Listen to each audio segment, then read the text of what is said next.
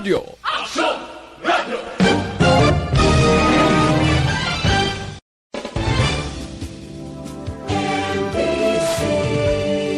Manila Broadcasting Company. Sa balita, komentaryo, isyu, serbisyo publiko. Action Radio. Sa Bacolod, Aksyon Radio. Action Radio.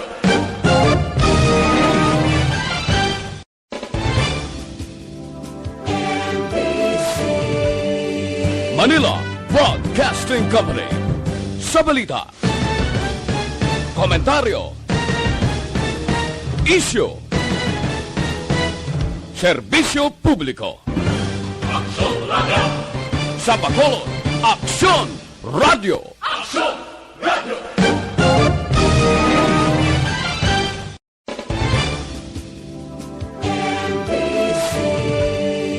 Manila Broadcasting Company. Sa balita, komentaryo, isyu, serbisyo publiko. Action Radio. Sa Bacolod, Aksyon Radio. Action Radio.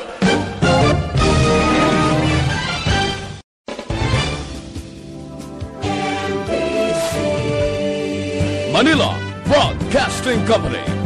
Sa balita, komentaryo, isyu, serbisyo publiko. Action Radio. Sa Bacolod, Aksyon Radio. Action Radio.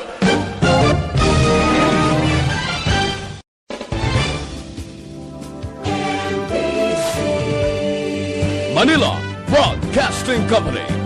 Sa balita, komentaryo, isyu, serbisyo publiko. Action Radio. Sa Bacolod, Aksyon Radio. Action Radio.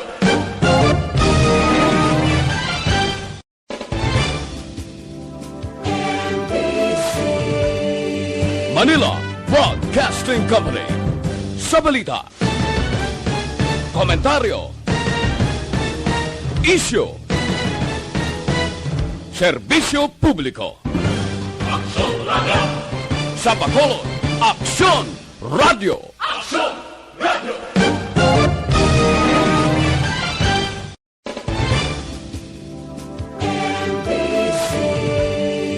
Manila Broadcasting Company. Sa balita, komentaryo, isyu, serbisyo publiko. Action Radio. Aksyon Radio Philippine Standard Time, las 6:37.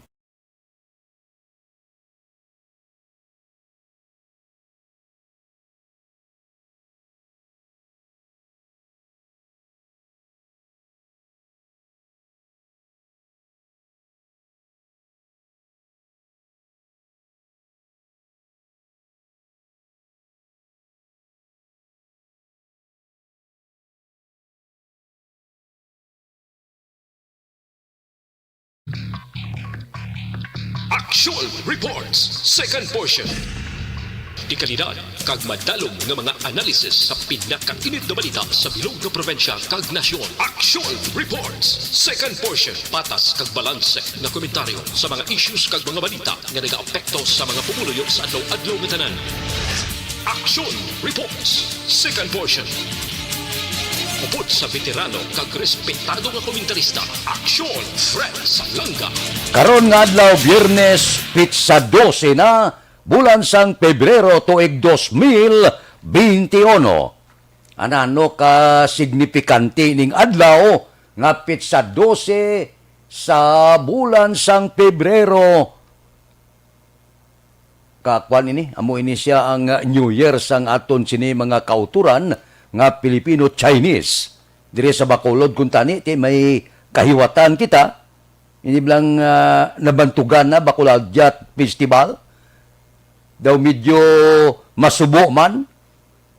Daw medyo bulubugat man ang buot ni Mayor Bing Leonardia sa nag-issue siya sang isa ka mando ehekutibo nga suspendihon ang pagsaulog sang Bacolod Jet Festival karon nga tuig.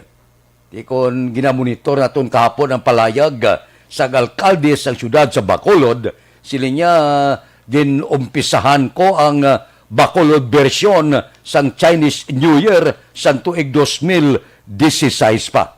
Handom nga kilalahon, ipakita ang kultura sa mga Chinese. Hindi balipod, porte kadamo sa aton mga Filipino-Chinese dire sa syudad sa Bacolod. Kag kon kabilugan nga pungsod sa Pilipinas, porte no? Ang dalagko sa mga negosyo ara ginakaptan sa aton sini mga Filipino-Chinese.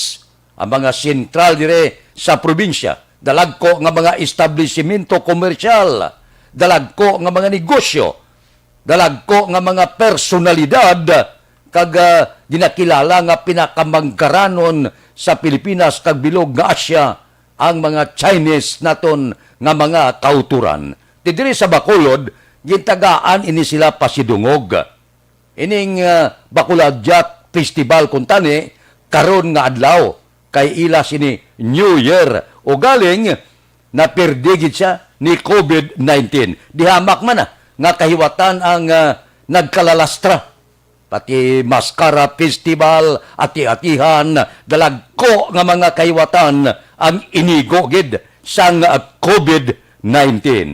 Di kahapon ga monitor kita kay Mayor Bing, sila niya tuig 2005 sa magbisita kuno si Mayor Jerry Triñas sa haya sa Iloy niya blang nga nagtaliwan, si Esther Ramos Leonardia, kag dito naghatag ideya sang Chinese New Year sa Bacolod.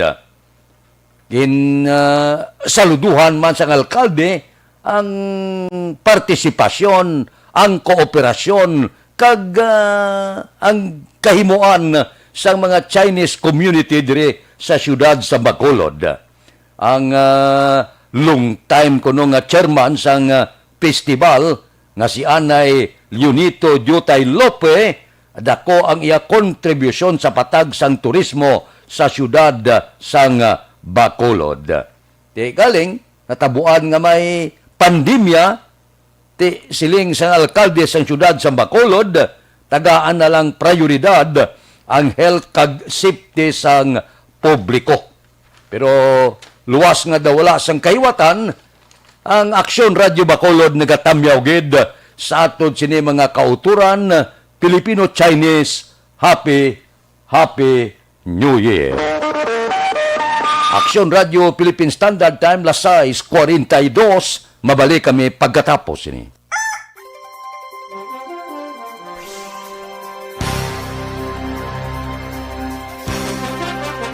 Tinatawag nilang new normal ang mga aksyong nakasentro sa pagpapahalaga sa kalusugan. Ginagawa natin ang new normal behaviors na ito ngayon upang makaiwas sa COVID-19. Pero kung tutuusin, marami sa mga hakbang na ito ay mga kaugalian na ating natutunan at dapat ginagawa noon pa man. Makakatulong ang mga ito sa pag-iwas sa anumang sakit. Tulad ng paglilinis ng kamay, tinuro sa atin simula pagkabata na maghugas pagdating sa bahay, bago kumain at pagkagamit ng palikuran. Sa panahon ngayon, dapat mas madalas na ang paglilinis ng kamay. Bukod sa paggamit ng tubig at sabon, maaaring gumamit ng alcohol-based hand rub o sanitizer kahit nasan ka man. Kapag naglilinis ng bahay, kailangang mas dalasan ang pag-disinfect ng mga bagay na palaging hinahawakan. Makakagawa ng pang-disinfect gamit ang ordinaryong bleach na panglaba. Maghanda ng isang parte ng bleach at ihalo ito sa 9 na parte ng malinis na tubig. Kung hindi naman emergency, hindi na kailangan pumunta pa sa doktor dahil sa telemedicine. Kapag nahihirapan sa paghinga at iba pang malalang sintomas ng sakit, agad na kumonsulta sa doktor. Maaari ding tumawag sa Barangay Health Response Team o BHERT. Huwag kalimutan ang mga natutunan dahil ito ang ating sandata para maging handa sa new normal.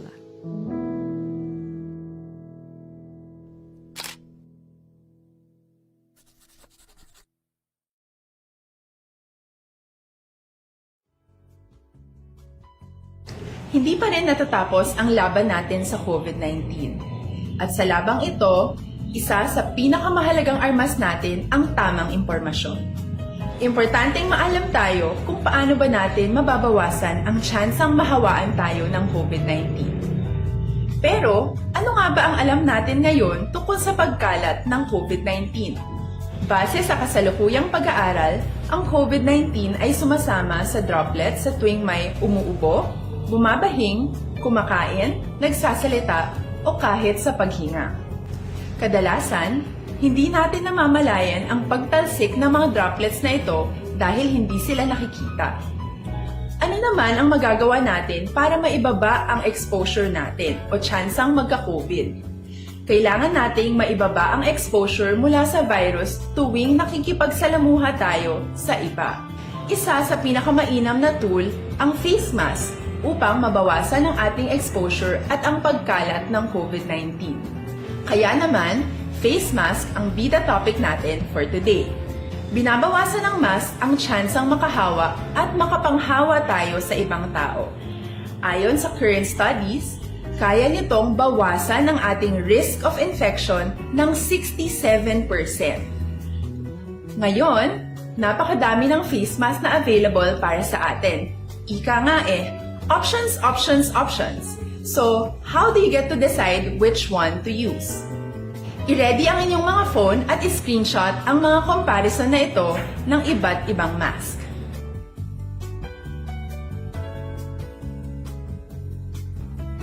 Ngayon, alam na natin na maaari tayong gumamit ng cloth mask. Alalahanin po na hindi pwedeng i-side A at side B ang cloth mask. Labhan ito araw-araw gamit ang maligamgam na tubig, detergent at bleach. Para naman po sa mga medical or surgical mask, tandaan na hindi ito maaaring i-recycle. Itapon na ito pag madumi na, basa na, o gamit na. Samantala, ilaan naman po natin ang mga N95 mask para sa ating mga healthcare workers na Radio Philippine Standard Time, las 6:47 na. Sa inyo pag-iresisyon ni magkalipata, dumdumagid, mag-detoxify.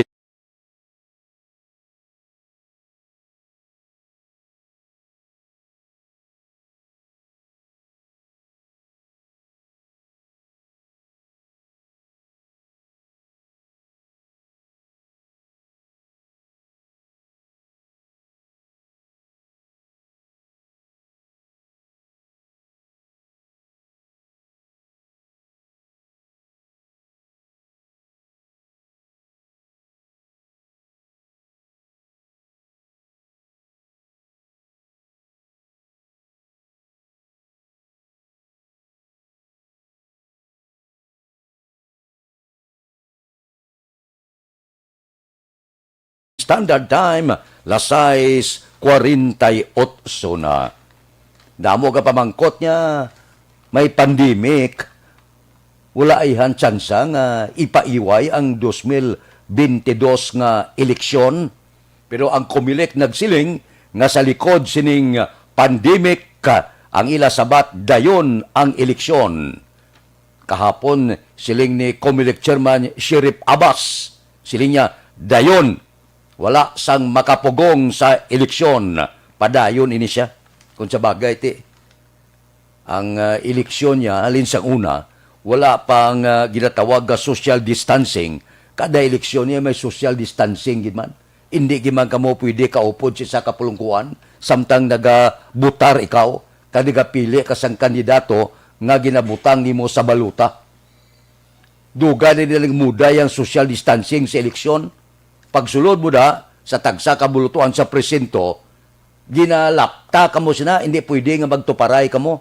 Wala pa yung pandemic ka COVID-19, may social distancing na sa politika.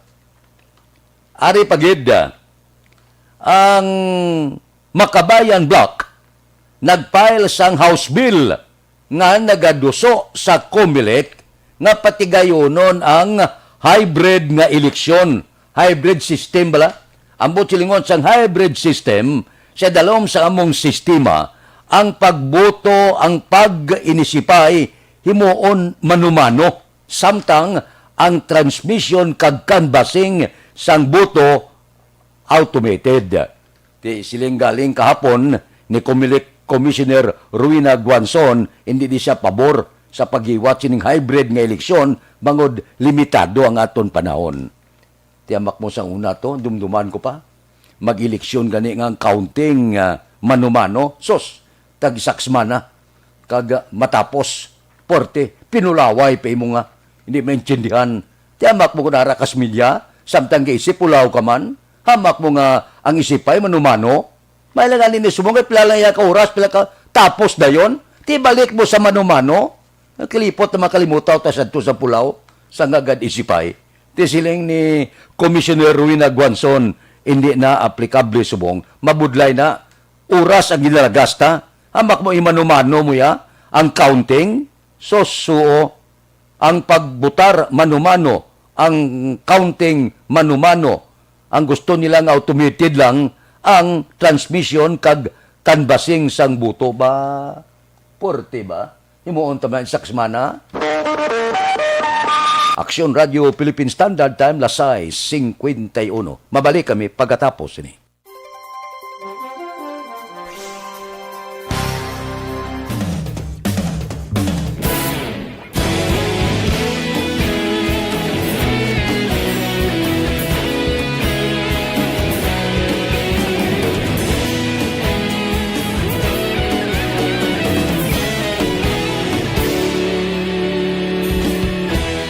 Agapasumbanwa, mabugnaw nga hangin nagadapyan na. Ikaw na ang ginapamati, alamon ginasandigan. Tingog sang probinsya, kamatuuran ginapalap na. Minsay nga may dala, paglaom kag kasanag.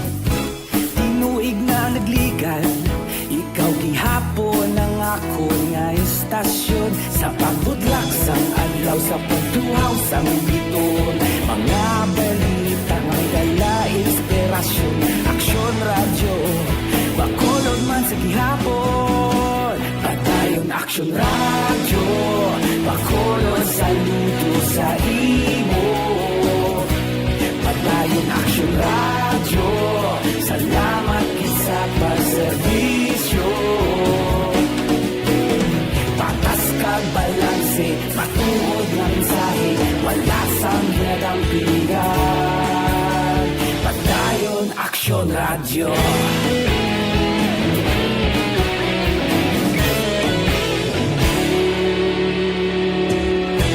Bakolod nun kag Negrosanon, inyong pamatian.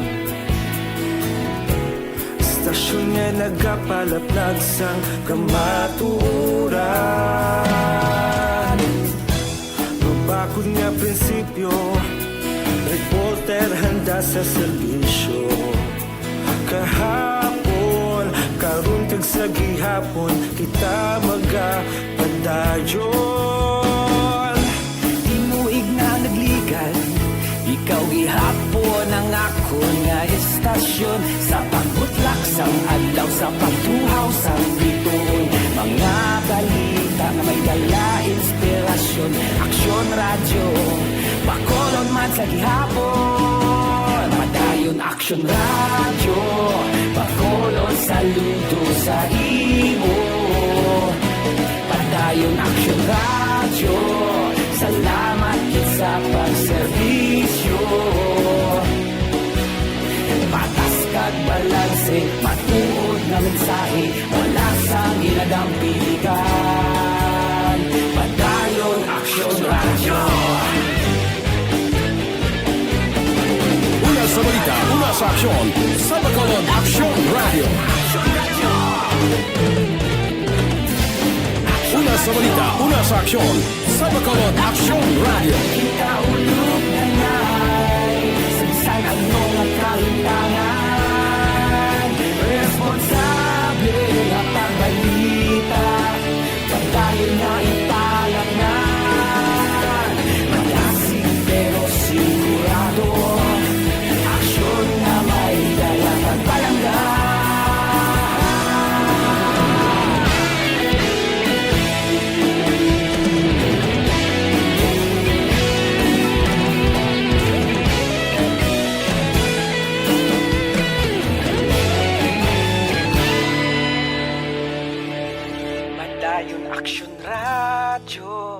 Aksyon Radio Philippine Standard Time, lasay 55, antes ita magpadayon, pangabay ta kamo, nga bakal kamo sa ngabon, habon bala nga naga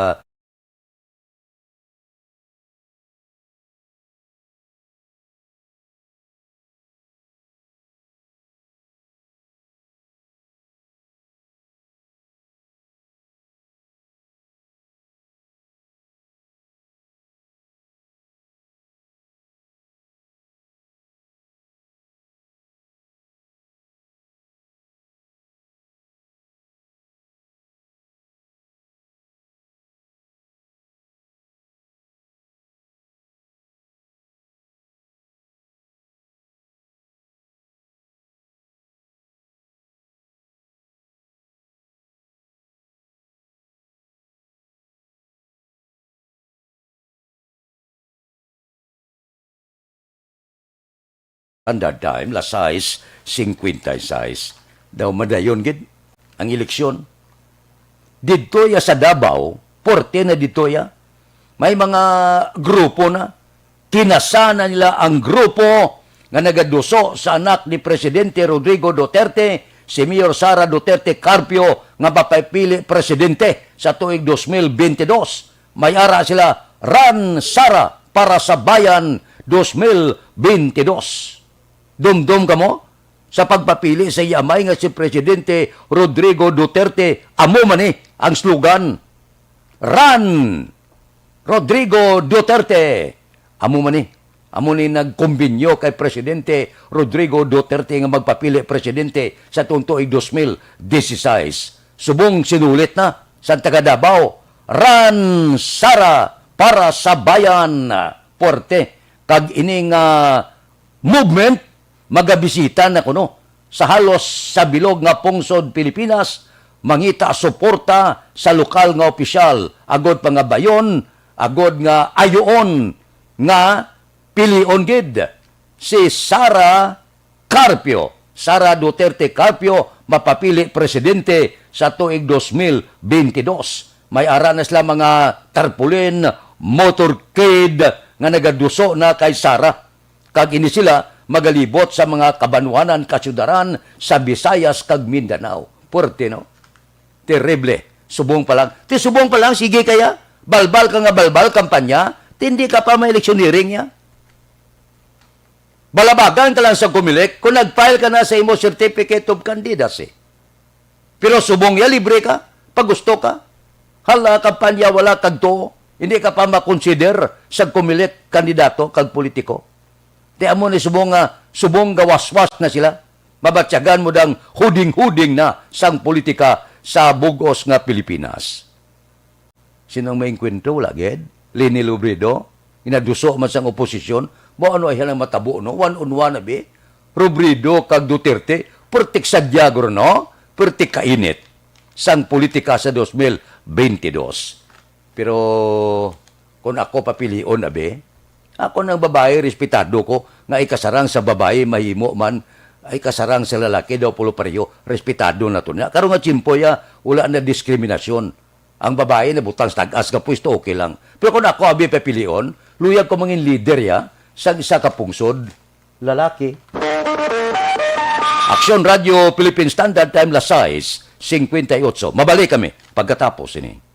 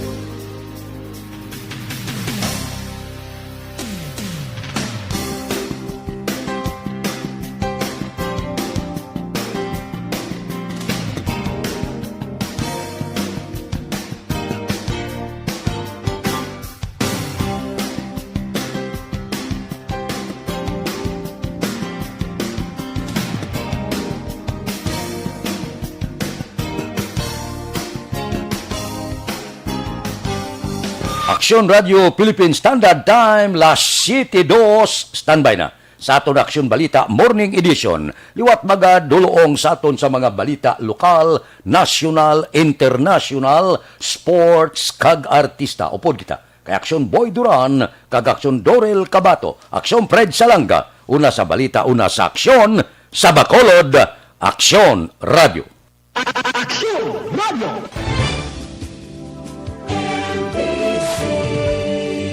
Manila Broadcasting Company. Sa balita.